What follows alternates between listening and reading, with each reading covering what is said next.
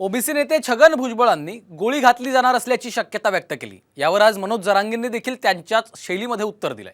भुजबळ विरुद्ध जरांगेंच्या युद्धाचा नवा अध्याय पाहूयात या रिपोर्टमधून। छगन भुजबळांच्या जीवाला धोका। भुजबळांना गोळी घालण्याचा कट कोण रचतंय? भुजबळांना सरकारनंच बळ दिलंय।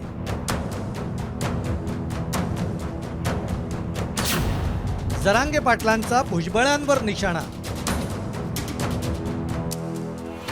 मराठा विरुद्ध ओबीसी नेत्यांचा संघर्ष आता गोळीबाराच्या भाषेपर्यंत पोहोचलाय।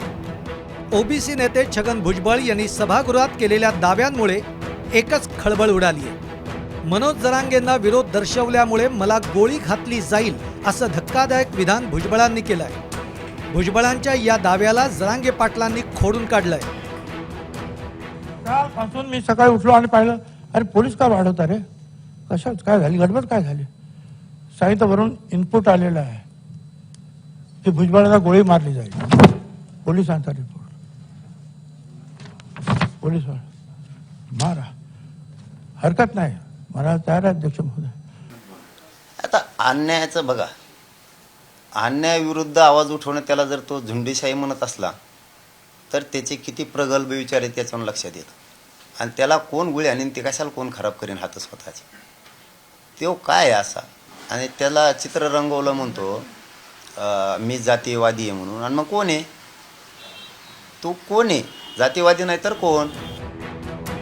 भुजबळ आणि जरांगेंमधील वाद विकोपाला गेलेला असतानाच पोलीस प्रशासन सतर्क झालंय। भुजबळांच्या नाशिकमधील निवासस्थानाच्या बाहेर पोलिसांचा तगडा बंदोबस्त ठेवण्यात आलाय। वरिष्ठ पोलीस अधिकाऱ्यांसह पोलिसांचं पथक जे आहे ते या ठिकाणी भुजबळ फार्मवर दाखल झालं आणि त्यानंतर पुन्हा एकदा भुजबळ फार्मचं सुरक्षा जी आहे ती पुन्हा एकदा वाढवण्यात आलेली आपल्याला या ठिकाणी पाहायला मिळते। आणि भुजबळ फार्मवर येणाऱ्या प्रत्येकाची चौकशी आणि तपासणी जी आहे ती या ठिकाणी आता पोलिसांकडून पुन्हा एकदा सुरू करण्यात आलेली आहे। मात्र मधल्या काळामध्ये पोलिसांचा बंदोबस्त या ठिकाणी नव्हता आणि त्यामुळे पोलीस प्रशासनाला भुजबळांच्या सुरक्षेचं गांभीर्य नाही आहे का, असा देखील प्रश्न जो आहे तो कार्यकर्त्यांकडून उपस्थित केला जातोय। भुजबळ जरांगेंवर सडकून टीका करताना दिसताय।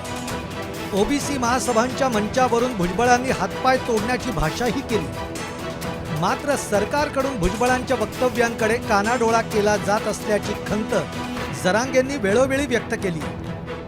छगन भुजबळ फडणवीसांचा गेम करणार असा इशाराही मनोज जरांगेंनी दिलेला आहे।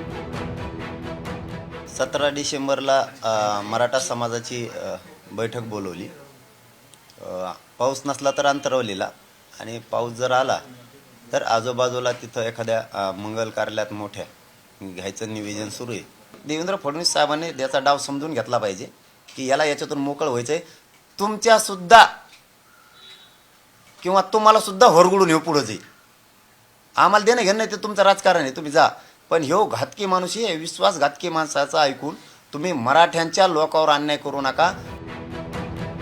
दरम्यान बीडमध्ये संदीप क्षीरसागर आणि प्रकाश सोळंकेंच्या निवासस्थानी जाळपोळ प्रकरणामध्ये भुजबळांचा हात असल्याचा गंभीर आरोप जरांगेंनी केला। यावर छगन भुजबळांनी काय प्रत्युत्तर दिलेलं आहे तेही आपण बघूया। एवढी दंग करू शकतो का? तर त्याला एक काम काय, कारण काय आहे? पण पकडले गेलेले पिस्तूलधारी ही सगळी त्या जरांगेचीच माणसं आहे। त्याच्या 24 तास त्याच्याबरोबर राहणारी माणसं आहे।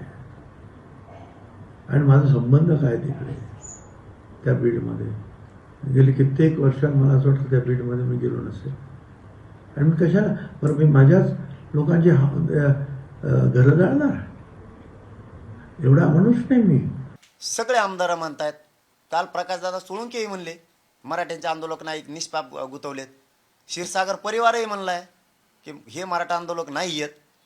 मग याचं एकट्याच घोडं कुठं दामटितो? तो हॉटेल तूच जाळून कुठं दामटितो रे? आणि परत बोंबलतो, मग हे झालं ते झालं, काय झालं?